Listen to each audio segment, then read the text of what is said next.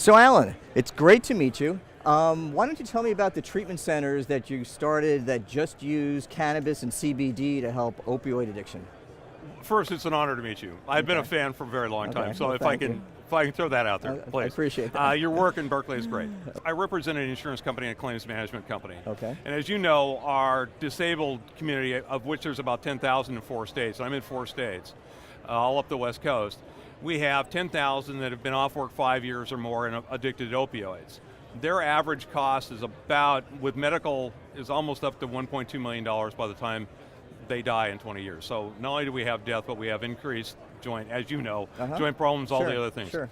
We've seen a 78% success rate transitioning off opioids within 120 days using CBDs. Now, in those 4 states. Now, do you use CBD in some states and cannabis whole plant in another state? Or? Yes, we use cannabis. We can use cannabis in New Mexico because New Mexico passed a law saying that in injured workers we're to reimburse. I take that over as claims management. So yes, we can use cannabis in that state.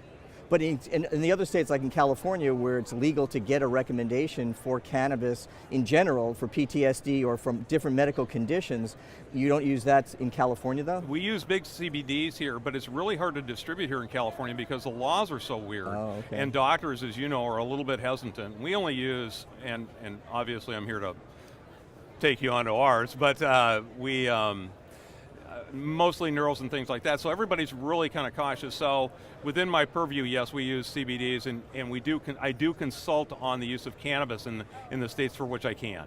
Okay, and then getting it to them, we'd love to be able to, as you know, and I know you would too, love to be able to be on that part where we give the patient, monitor the patient, just like we would anything else, but it's really tough. And how long does the treatment usually last in the centers? About 120 days we own them.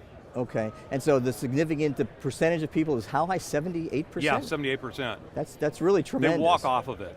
One of the biggest problems has been getting them to be, as you know, after your work, is getting them secure in the fact that they're not going to become so disabled they can't.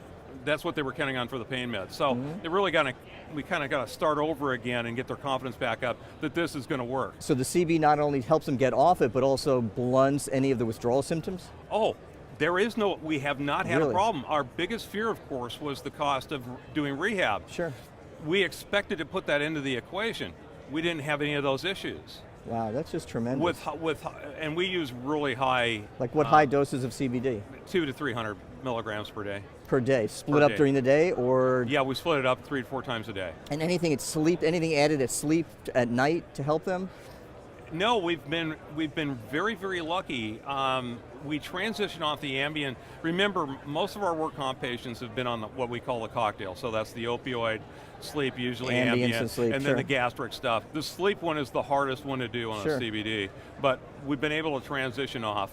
Do you change the dose at night, or is it the same? Yeah. Make you go higher in the evenings? We go a little bit higher because it makes the brain happy and the brain is able to go to sleep. Well, that's great. Well, it's a pleasure meeting you. I think it's an honor. Your work is just terrific, and I'm glad we'll have to speak more about this off camera. And I do, and like I said, I'm really a fan of your work as well. So thank you so very much. Okay, well, thanks for joining us. Nice meeting you.